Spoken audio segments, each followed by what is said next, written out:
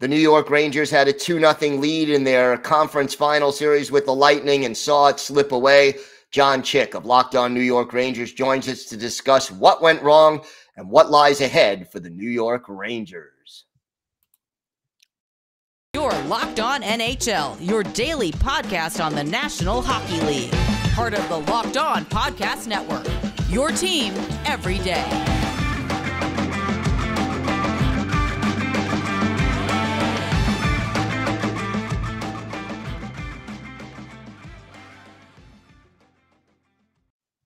And welcome back to the Locked On NHL podcast. Gil Martin, glad to be with you on this Monday. Thank you for making Locked On NHL your first listen every day. We are free and available on all platforms. Today's episode is brought to you by BetOnline. BetOnline has you covered this season with more props, odds, and lines than ever before. BetOnline, where the game starts. It's my pleasure to welcome back to the show the host of Locked On New York Rangers, John Chick. And John, tough one. The Rangers eliminated over the weekend by the Tampa Bay Lightning. They were up 2-0 in the series. What happened that derailed the march to the Cup final?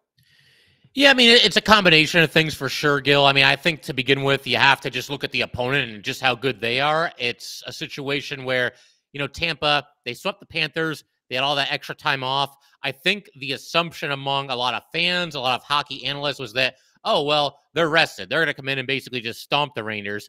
And the opposite kind of happened. I think that kind of worked against them early in the series, whereas I think they kind of benefited from that as this series went on. And, I mean, you know how it is in the playoffs. It's such a grind. And, obviously the Rangers, they played the maximum amount of games in the first two rounds and had all these comebacks and all these do-or-die games. And I think it got to the point where they were gassed a little bit. And Tampa, they they looked like the team, that had been there and done that. If you look at this series, the four Tampa Bay wins will not look at game 4 because that's the exception to this rule here.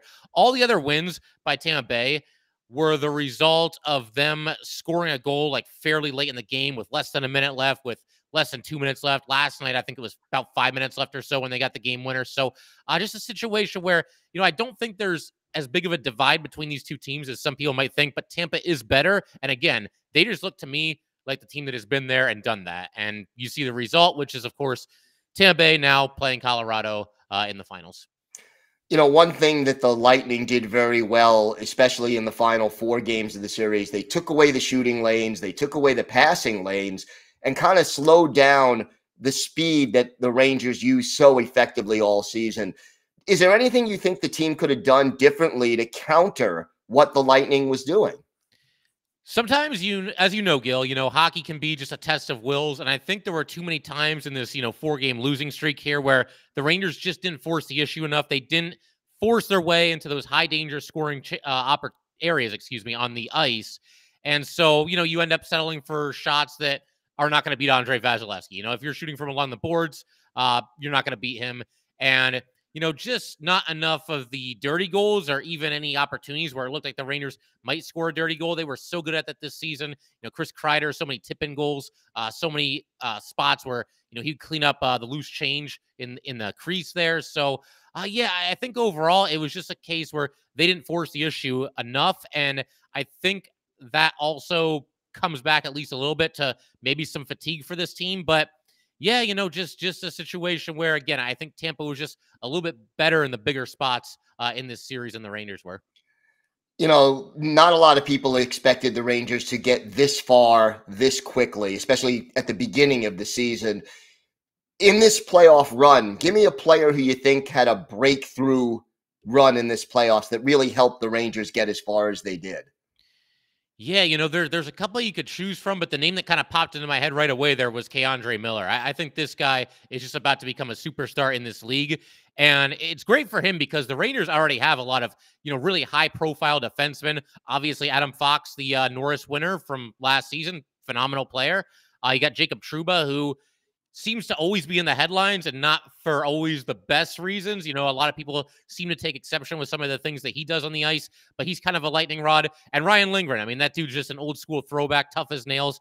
So Andre Miller, as strange as it sounds, and this is somebody that, mind you, was on the NHL's all-rookie team last season, but he almost flies under the radar a little bit. And I think throughout this playoff run, he was as good or better as maybe any defenseman on the New York Rangers. Adam Fox, probably him and Adam Fox, because Fox, was a points machine as he always is.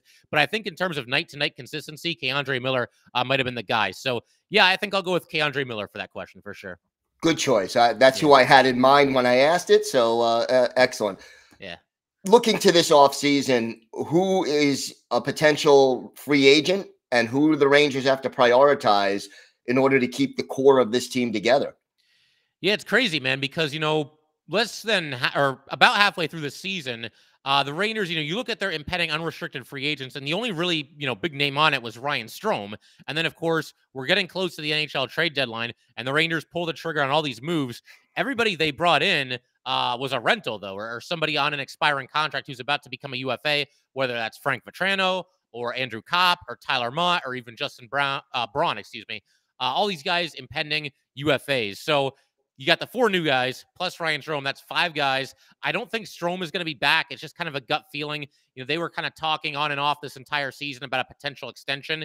And now that it hasn't happened, I don't expect it to happen at the 0 hour. Ryan Strome is this close to being able to talk to, every team in the league. So I don't see them bringing him back, which is unfortunate. I like Ryan Strome, despite him missing what could have been a game-winning goal in Game 5 the other night.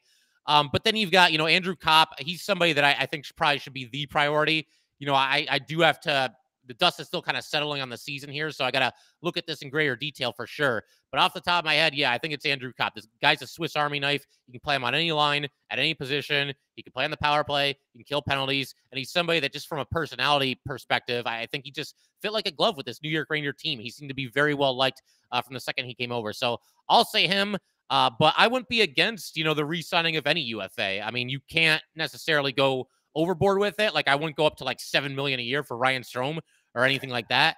But if you can get Frank Vatrano or Tyler Motte, somebody like that back on, a relatively reasonable deal going into next season, then I see no reason not to do it. Again, those guys came over and they just, it clicked very quickly for those guys with the New York Rangers. And what's the cap situation like heading into this offseason? Yeah, my understanding is they're projected to have about $11 million in cap space. They could always free up a little bit of cap space. I get the feeling Alex Georgiev is somebody who could end up being traded this offseason. He's making, I believe it's $2.5 million a season right now. And so if you trade him and then go cheap with the backup goalie, that saves you some money. You could potentially look to trade Patrick Nemeth, although with the season that he just had, I think the only way you're going to move him is if you include a draft pick along with him and basically just kind of bribe somebody to take on his salary for the next couple of seasons. So there's ways to do it. You never know for sure. There's been some surprise trades over the years, and the Rangers might look to do something to free up some cap space. But I think, both this offseason and off seasons to come here, you're going to see the Rangers focus on their own guys, some of the young kids who are going to eventually need to be paid, and they're going to prioritize, getting those guys locked up rather than going out and chasing and potentially overpaying for one of the bigger name free agents on the open market. It's only been a couple of days, so maybe it's a little too early to ask this question, but what do you think this franchise, this team learned and gained from this playoff run? Yeah, again, the dust is just kind of settling right now. I think the biggest thing that they've probably learned, though, is you got to bring it every night in the Stanley Cup playoffs because, for as much fun as this was and for as great as it was to see this team go on this run here and make it much farther than anybody ever thought that they would, they had more than their fair share of clunkers or at least, mental lapses at different parts of different games. Games 3 and 4 against Pittsburgh were basically disasters. So that's 2 right there. Game 5 against Carolina was not good either. Game 2 against Carolina was not good. And really, of these 4 games against Tampa, the Raiders were in the game last night, but that's mostly because of Igor Shesterkin. I don't think they were at their best last night. Game 4 wasn't very good in this series either. So I think just that understanding that you can't, afford to take off a game or a period or even a shift. Like, if you're going to be the last team standing in this tournament, this crazy 16-team tournament that we're all privileged to watch every single year, you got to bring it every single night. Maybe you can get away with like 1 or 2 clunkers and still win the Stanley Cup, but not as many as the Rangers had, I don't think. John, why don't you tell our viewers and our listeners where they could find the podcast and where they could find you on social media? Yes, so the podcast you can find, wherever you're listening to this, Locked On Rangers is there too. And then you've got the Twitter handle at LO_NY_Rangers. And then you can find me on social media as well. I'm on Twitter at JChick 17. And yeah, definitely give us a follow and feel free to, get in touch with me about some Ranger hockey. Always fun talking to Ranger fans or even fans of other teams. That can be interesting too. And don't forget YouTube, because you're there as well. Oh, yes, absolutely. Subscribe to the YouTube channel as well. All right. John Chick, always a pleasure, and thanks for joining us today. All right. Thanks for having me, Gil.